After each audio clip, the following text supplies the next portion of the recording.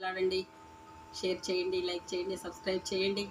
మరి నా శ్రమలో దేవుని వాక్యములో మీరు పాలు భాగస్తులు అవుతారని నేను ఆశిస్తున్నాను. మీరు తప్పకుండా ఈ వీడియోస్ని చూడండి. 6-7 నిమిషాలే నండి.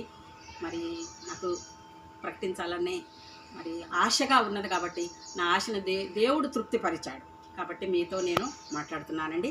సామెతల గ్రంథం మరి మొన్న ఒకరోజు పార్ట్ 1 చెప్పానండి. సామెతల గ్రంథం పార్ట్ 2 చెప్తున్నాను. మరి వినండి దయచేసి.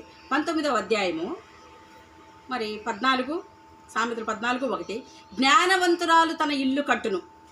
జ్ఞానము కలిగిన స్త్రీ ఎలా ఉంటుందో చెప్తున్నారు ప్రభు. జ్ఞానవంతురాలు తన ఇల్లు కట్టును, మూఢురాలు తన ఇల్లు ఓడబెరుకును. ఇల్లు కట్టునంటే ఇల్లే కట్టాల్సిన అవసరం లేదండి. సంసారాన్ని చక్కగా భర్తనే పిల్లల్ని నడుపుకుంటుంది స్త్రీ. ఆ జ్ఞానము దేవుడు మనకిచ్చాడు. తర్వాత మనకి ఇంపైన మాట, తేనె పట్టు వంటిది అంటున్నారు. మనకి ఇంపైన మాట ఉండాలంట. బాగున్నావమ్మా, బాగున్నారా అండి, ఎలా ఉన్నారు, మంచిగా ఉన్నారు, మీరు చాలా బాగున్నారు, మీరు చక్కగా మీ కుటుంబాన్ని నడిపించుకుంటున్నారు, మీ బిడ్డలను నడిపించుకుంటున్నారని ఇంపైన మాట తేనె పట్టులాగా ఉంటుందంట. మన దగ్గర ఇంపైన మాట ఉండాలటండి. మధురమైనవి ఎముకలకు ఆరోగ్యమునిచ్చును. మన మధురమైన మాటలు, మన చేష్టలు ఎముకలకు ఆరోగ్యాన్ని ఇస్తాయటండి. కాబట్టి మళ్ళీ సామెతలు 17:22. సంతోషము గల మనసు ఆరోగ్యక కారణము. మనం సంతోషంగా ఉన్నాం అనుకోండి, చూడండి మన ముఖంలో సంతోషంగా, మరి సంతోషంగా ఉన్నప్పుడు మన ముఖమే చెప్పుద్ది. Face is index of the mind అంటారు కదండి. మరి చెప్పుద్ది. ఒకళ్ళు దుఃఖం ఉంటే కూడా మన ముఖమే చెప్పుద్ది. మరి దేని గురించి అయితే బాధపడుతున్నారో మరి మీరు ప్రార్థన చేసి దేవుణ్ణి అడిగి సంతోషంగా మీ మనసుని మార్చుకోండి. అప్పుడు మన ఎముకలకు సత్తువ ఆరోగ్యం దేవుడిస్తానంటున్నాడండి. నలిగిన మనసు ఎముకలకు కుళ్ళు చేయనట. ఎముకలను ఎండిపోజేస్తంట నలిగిన మనసు. మనం నలిగిపోకూడదండి, భయపడకూడదండి. ఏ సమస్య వచ్చినా మరి మనం సంతోషంగా భయపడకుండా ఎదుర్కోవాలండి ఆ సంతోషాన్ని. మరి 18, 20, 21లో జీవమరణములు నాలుక వశము.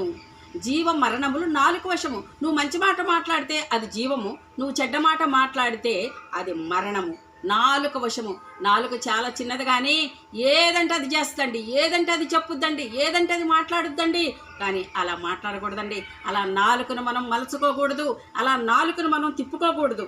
తర్వాత సుబుద్ధి దీర్ఘశాంతమునిచ్చును. మంచి బుద్ధి. సుబుద్ధి అంటే మంచి బుద్ధి అండి. మరి దీర్ఘశాంతము అంటే కష్టం వచ్చినా ఏదొచ్చినా మనం శాంతము కలిగి ఉంటాం. మరి ఎవరైనా ఏదన్నా అన్నా కానీ మరి ఓర్పుగా మనం ఆలోచిస్తామండి. తర్వాత ద్రాక్షారసము వెక్కిరింతల పాలు చేయును.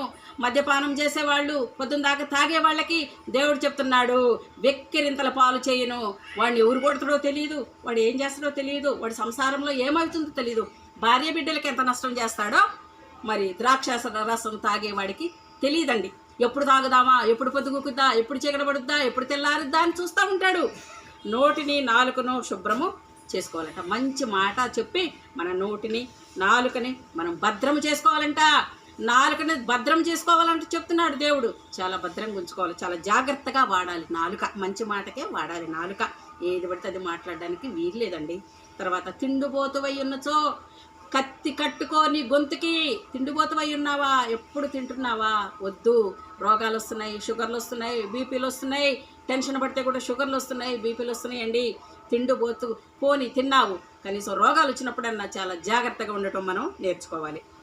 త్రాగుడు, తిండిపోతూ, సోమరిపోతూ, స్నేహం వద్దు. వాళ్ళ స్నేహాలు వద్దు. తిండిపోతు స్నేహం, తాగుబోతోడి స్నేహం, మరి వేషల స్నేహం మనం చేయకూడదండి.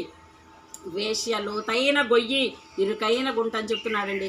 వేశ్యలోతైన గొయ్యి. గొయ్యి అంటే చాలా పెద్ద లోతుగా ఉంటుంది, అందులో పడ్డోడు బయటికి రాడండి. ఇరుకైన గుంటలో మనిషి రాలేడండి. ఇంకా అందులో పడ్డాడు అంతే. వాడు పానమన్న పోవాలి కానీ, వాడు ఎముకలను నిరగాలి కానీ, అప్పుడు కానీ ఎవడు ఒకడు బయటికి తీస్తాడు. వాడంతట వాడు రాడు. అతిక్రమములను విడిచిపెట్టువాడు వర్ధిల్లును, కనికరమును పొందును. విడిచిపెట్టేవాడు కనికరము పొందుతాడంట. దాచిపెట్టుకోవద్దంట. దాచిపెట్టుకుంటే ఎముకలకి కుళ్ళు కలగజేస్తండి. కాబట్టి మనం దేవుడు చెప్పినటువంటి ఆజ్ఞలు పాటిస్తూ మనం సంతోషంగా దేవుడు ఉండమంటున్నాడు. కాబట్టి మనం సంతోషంగా ఉండి మనకి పనికిరాని అన్నీ కూడా మనం వదిలిపెడదామండి. థ్యాంక్ యూ అండి. Thank you very much. మరి ఒక పాట పాడుకుందాం. పరిశుద్ధ పరిశుద్ధ పరిశుద్ధ ప్రభువా, వరాదూతాలైనా నిన్వర్ణింపగలరా. పరిశుద్ధ జన కూడా పరమాత్మ రూపుడా, నిరూపమ బల బుద్ధి నీతి ప్రభావ. నిరూపమ బల బుద్ధి, నిరూపమ బల బుద్ధి, నిరూపమ బల బుద్ధి నీతి ప్రభావ. ప్రార్థన చేసుకున్నాము. పరిశుద్ధమైన ప్రభా, పరలోకమందున్న మా రాజా, నీకు వందనాలు, స్తోత్రములు నాయన, కోటి కోటి స్తోత్రములు నాయన. ప్రభా, నాకు నీ వాక్యాన్ని ప్రకటించే అవకాశాన్ని నాకు ఇచ్చినావు ప్రభా, నన్ను ఎన్నుకున్నావు ప్రభా. అయ్యా, మరి అందముంటే ఈర్షపడతారు, మరి డబ్బుంటే ఈర్షపడతారు, ధనముంటే ఈర్షపడతారు, బంగారాలుంటే కూడా ఈర్షపడతారు ప్రభా పొరుగువారు. కానీ దేవుడి వాక్యం ఉంటే ఇంకా ఎక్కువ ఈర్షపడతారు నాయన. అయ్యా, అలాంటి వాళ్ళ కళ్ళు నా మీద పడకూడదు ప్రభా, అలాంటి వారి మనసు నా మీద పడకూడదు ప్రభా. అలాంటి వ్యక్తులు ఎవరైనా ఉంటే, చెడగొట్టాలి అని ఆటంకపరచాలని వ్యక్తులు ఎవరుంటే వాళ్ళని నువ్వు చూసుకో ప్రభా. నాకు సహాయం చేసి నా వెంటుండి నన్ను నడిపించి నన్ను నీకు వాడుకోమని, నా నోటిని బూరగా వాడుకోమని, నీ మాట నా నోట పెట్టమని ప్రియమైన యేసయ్య నామములో అడిగి వేడుకొంచున్నాను తండ్రి. ఆమేన్.